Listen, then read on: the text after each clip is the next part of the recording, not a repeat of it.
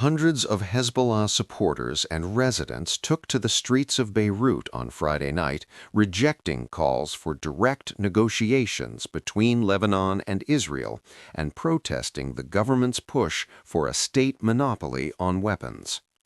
Footage shows demonstrators moving through city streets on foot and motorcycles, chanting slogans and carrying banners declaring resistance is a weapon of honor.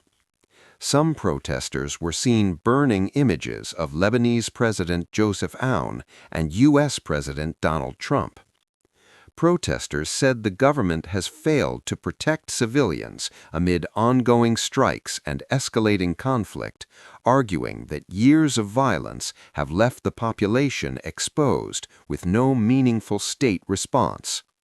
One protester, Hussein Mahdi, said the demonstrations were not intended to trigger civil unrest, but to respond to what he described as repeated Israeli military operations and mass civilian casualties.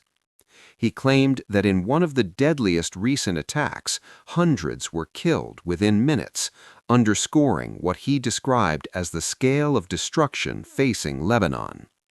Mahdi also said large numbers of displaced civilians are still living in harsh conditions, adding that people should not be treated as statistics while the conflict continues. The protests come just days after Lebanon's government called for inclusion in wider ceasefire discussions and insisted that no external party should negotiate on its behalf.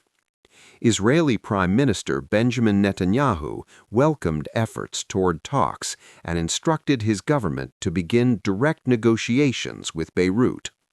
The developments come amid growing tensions over a fragile ceasefire framework between Iran, the United States, and Israel, which is now facing pressure over its implementation in Lebanon. Iranian President Masoud Pezeshkian condemned renewed strikes, calling them a violation of earlier understandings and warning of further escalation if hostilities continue.